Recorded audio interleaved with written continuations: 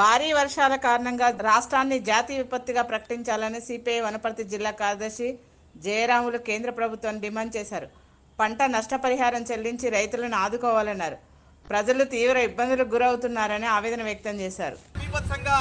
రైతాంగాన్ని ప్రజలు నష్టం చేసినాయి కాబట్టి అదేవిధంగా పొలాలకు ఉన్నటువంటి కరెంటు మోటార్లు కానీ కరెంటు స్తంభాలు కానీ మరి విద్యుత్ మోటార్లు అన్ని కూడా కాలిపోయినటువంటి పరిస్థితులు ఉన్నాయి. వీటన్నిటిని కూడా ఈ రాష్ట్ర ప్రభుత్వం పెద్ద ఎత్తున లాస్ అయింది కాబట్టి దీన్ని ఒక జాతీయ విపత్తుగా ఈ వరదలను గుర్తించాల్సిన అవసరం ఉందని చెప్పేసి కేంద్ర ప్రభుత్వం ఇక్కడ ఈ రాష్ట్రంలో జరుగుతున్నటువంటి దాని మీద ఒక ప్రత్యేక కమిటీ వేసి మరి మంత్రులు పర్యటించి కమిటీ ప్రకటించింది.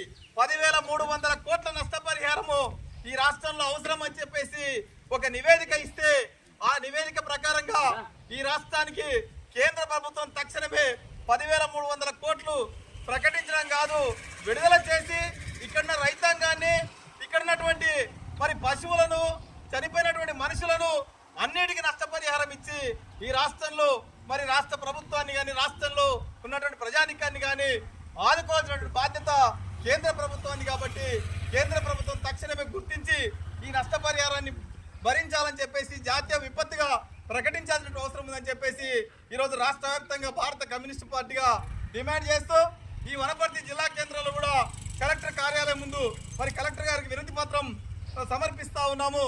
ఈ రకంగా ఈ రాష్ట్రంలో ఈ తెలంగాణ రాష్ట్రంలో జరిగినటువంటి నష్టానంతా కూడా జాతీయ విపత్తుగా ప్రకటించాలని చెప్పేసి మరి అదేవిధంగా నష్టపోయినటువంటి పంటలకు కూడా ఎకరాకు 30,000 రూపాయలు ఇస్తే తప్ప ఈరోజు రైతు నిలబడలేని పరిస్థితులు ఉన్నాయి.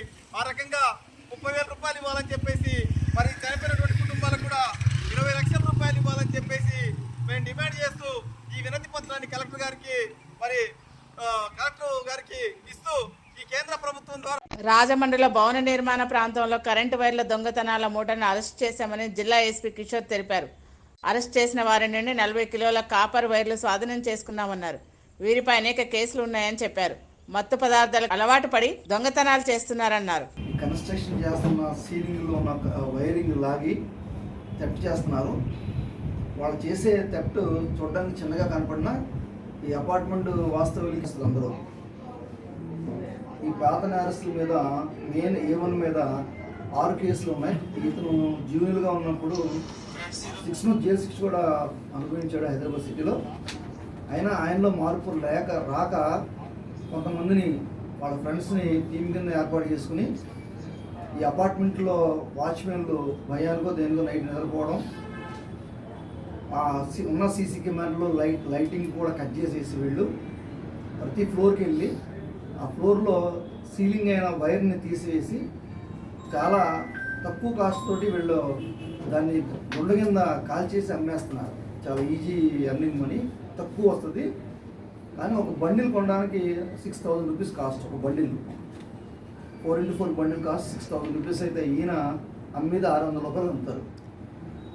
కాబట్టి మనం ఈ రాజమండ్రి పట్టణంలో జనసాంద్రత పెరిగి స్లమ్ ఏరియాలో నిరక్షరాస్యత వల్ల ఇంకో దానివల్ల ఇతను ఇలా చేశారని అనిపించింది. 6 ముద్దాయిల్ని ఈ 6 ముద్దాయిలు కూడా ఒక్కొక్కరికి 6 కేసులు, 4 కేసులు, 3 కేసులు ఉన్నాయి.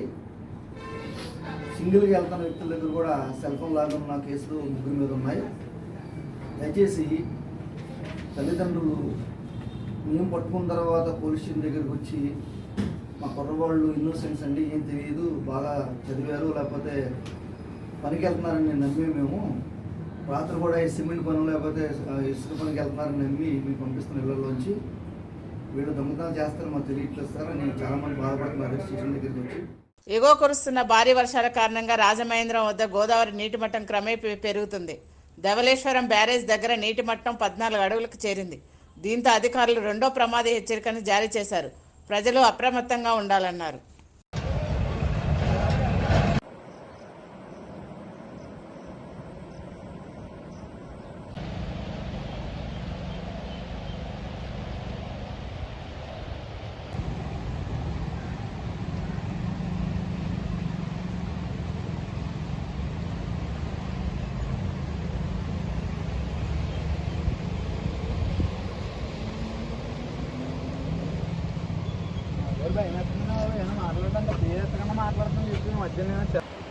మహిళల అభివృద్ధి కోసం రాష్ట్ర ప్రభుత్వం పాటుపడుతుందని మంచిర్యాల జిల్లా కలెక్టర్ కుమార్ దీపక్ అన్నారు.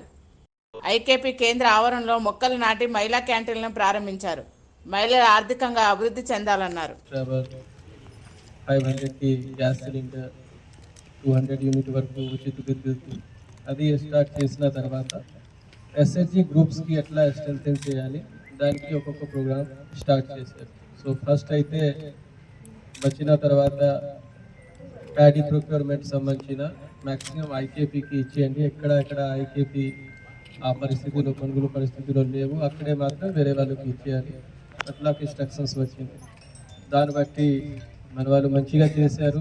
అంటే రైతుల నుంచి కంప్లైంట్ రాకుండా మంచిగా చేశారు. ముందు చాలా కంప్లైంట్ వస్తున్నాయి, ఎక్కువ కటింగ్ చేస్తున్నారు, అట్లా మిల్ నుంచి ప్రాబ్లం వస్తున్నాయి. దానికంటే తక్కువ ప్రాబ్లమ్స్లో సార్ట్అవుట్ చేశారు. సో మోస్ట్ ప్రాబ్లీ ఈసారి మ్యాక్సిమం ఐకేపీకి మాత్రమే వస్తుంది. నెక్స్ట్ యూనిఫార్మ్ స్టిచింగ్ ఎస్ఎస్జి నుంచి చేయడం జరిగింది. ఐ థింక్ దానికి అమౌంట్ కూడా వచ్చినాయి. దానికి అమౌంట్ కూడా రాష్ట్ర ప్రభుత్వం పెంచారు. అది పెంచిన అమౌంట్ కూడా వస్తుంది కొంచెం టైంలో. దానికి క్యాలిక్యులేషన్స్ అన్నీ జరుగుతున్నాయి. సో అది కూడా చాలా ఫాస్ట్గా చేసేసి క్వాలిటీగా పని చేసేసి ఇచ్చారు. దానికి కూడా ఇప్పుడు ఏ స్కూల్లో విజిట్ చేస్తే పిల్లలు ఎస్ఎస్జి నుంచి చేసిన యూనిఫామ్స్ యూజ్ చేస్తున్నారు. ముఖ్యమంత్రి సహాయ నిధికి 50 లక్షల రూపాయలను ఓకెన్స్ యూనివర్సిటీ విరాళంగా సీఎం రేవంత్ రెడ్డికి అందజేశారు. జూబ్లీహిల్స్ లోని సీఎం నివాసంలో యూనివర్సిటీ ఎండి ప్రవీణ్ సీఎం రేవంత్ రెడ్డికి చెక్కును అందజేశారు. ముఖ్యమంత్రి సహాయ నిధికి ₹1 ఏఎంఆర్ ఇండియన్ లిమిటెడ్ విరాళంగా సీఎం రేవంత్ రెడ్డికి అందజేశారు. జూబ్లీహిల్స్ లోని సీఎం నివాసంలో AMR Indian limited company MD Mahesh Kumar Reddy CM కి చెక్కును అందజేశారు. బీఆర్ఎస్ పార్టీ నాయకుల మాటలు దెయ్యాలు వేదాలు వల్లించినట్లుందని ఎంపీ మల్లు రవి అన్నారు. కాంగ్రెస్ పార్టీ ఎమ్మెల్యేలను బీఆర్ఎస్లో చేర్చుకుని మంత్రి పదవులు ఇవ్వలేదా అని ప్రశ్నించారు. ధర్నా చేయడానికి ధర్నా చౌక్ ఉందని, ఎమ్మెల్యేలపై దాడులు చేయడం దారుణమన్నారు. కన్స్ట్రక్టివ్ అపోజిషన్ లాగా కాకుండా డిస్ట్రక్టివ్ అపోజిషన్ లాగా వారిని వారే డిస్ట్రక్షన్ చేసుకుంటున్నారనే సంగతి మర్చిపోయారు. వారిలో వారే కొట్లాట చేసుకుంటూ రాష్ట్రంలో శాంతి భద్రతలకి విఘాతం కలిగిస్తూ పోలీసుల మీదనే అటాక్ చేసేటటువంటి ఒక దురదృష్టకరమైనటువంటి రాజకీయాల్ని బీఆర్ఎస్ పార్టీ చేస్తుంది. దాన్ని తీవ్రంగా ఖండిస్తున్నాం. ఈ రకంగా చేయటం వల్ల ఐటీ కంపెనీలు కానీ, ఇండస్ట్రీస్లు కానీ, ఇన్వెస్టర్స్ కానీ హైదరాబాద్కు రావడానికి భయపడే పరిస్థితిని చేస్తున్నారు. హైదరాబాదులో దాదాపు 500-600 సంవత్సరాల నుంచి తెచ్చుకున్నటువంటి బ్రాండ్ ఇమేజ్ని దెబ్బతీసే విధంగా ప్రవర్తించడం మంచిది కాదు. రాజకీయాల్లో వేడి చేయాలా. కాంగ్రెస్ పార్టీ 10 సంవత్సరాల అపోజిషన్లో ఉంది. ప్రజల కోసం పోరాటం చేశాం, కానీ వ్యవస్థలకి వ్యతిరేకంగా కాదు. వ్యవస్థలో రాజ్యాంగపరమైన హక్కులను ఉపయోగించుకొని పనిచేయాలి. మేమేదో కొట్లాట చేసి లేకపోతే పోలీసుల మీద అటాక్ చేసి వాళ్ళ ఇంటి మీద దాడి చేస్తాం, వీళ్ళ ఇంటి మీద దాడి చేస్తామంటే ఇది మీరు 10 సంవత్సరాలు చేసినటువంటి పనులు మర్చిపోలేదు. ఇంకా ప్రజలు 10 సంవత్సరాల్లో మీరు ఎంతమంది కాంగ్రెస్ పార్టీ ఎమ్మెల్యేలని, టీడీపీ ఎమ్మెల్యేలని తీసుకున్నారు. టీడీపీ ఎమ్మెల్యే రిజైన్ చేయకుండానే మీ మంత్రివర్గంలో మంత్రి అయ్యాడనే సంగతి మీరు మర్చిపోయారు. మీరు మాట్లాడే అన్ని ఎట్లున్నాయంటే దెయ్యాలు బయటకు వచ్చి వేదాలు వల్లించినట్టుగా ఉంది. ఇప్పటికైనా వీటిని ఆపి కన్స్ట్రక్టివ్ అపోజిషన్ లాగా ఎక్కడైనా ప్రభుత్వం తప్పు చేస్తుంటే ప్రజల తరపున అది ప్రభుత్వం దృష్టికి తీసుకురండి, ఒత్తిడి చేయండి. మీరు కావాలంటే ఇందిరా పార్క్ దగ్గర ధర్నా చౌకులు ఉన్నాయి. ఎక్కడంటే అక్కడ మీరు మాట్లాడేటటువంటి అవకాశం ఉంది. వీటన్నిటిని వదిలిపెట్టి కొట్లాట్ల లేకపోతే దాడులు చేయటం ఈ సంస్కృతిని వెంటనే ఆపాలని డిమాండ్ చేస్తున్నాం. రౌడీ షీటర్లు జైల్లో ఉండాలి లేదా జిల్లా బయట ఉండాలని విశాఖ నగర పోలీస్ కమిషనర్ శంకర్ బాత్రా అన్నారు. రౌడీ షీటర్లు నేరాలకు పాల్పడితే కఠిన చర్యలుంటాయని హెచ్చరించారు. ప్రివెంట్ డిటెక్షన్ యాక్ట్ లో భాగంగా ముందస్తుగా రౌడీ షీటర్లను అదుపులోకి తీసుకుంటున్నామని చెప్పారు.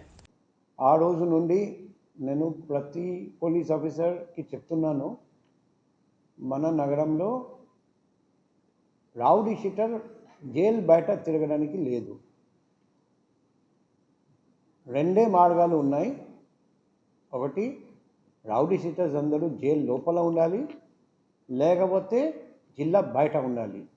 లేకపోతే వాళ్ళు ఇష్టం ఉంటే పాడిపోవచ్చు కూడా, కానీ బహిరంగంగా తిరగడానికి వీల్లేదు. అందుకే రౌడీ షీటర్స్ అందరి మీద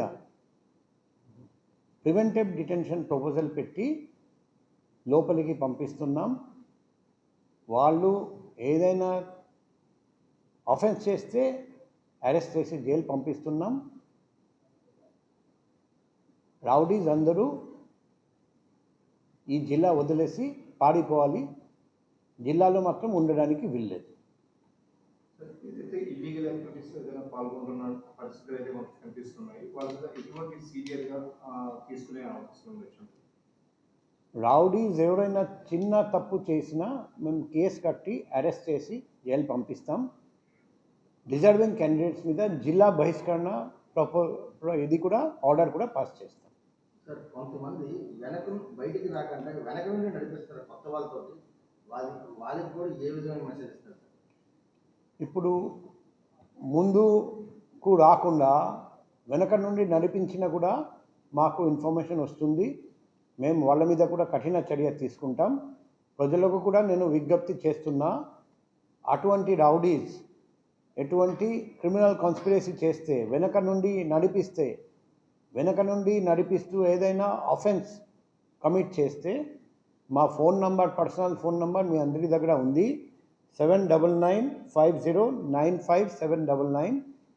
పగలు కానీ రాత్రి కానీ 24/7 ఎప్పుడైనా ఈ నంబర్కి కాల్ చేసి వాట్సాప్ ద్వారా, SMS ద్వారా, లేకపోతే డైరెక్ట్గా కాల్ చేసి నాకు తెలియజేయండి.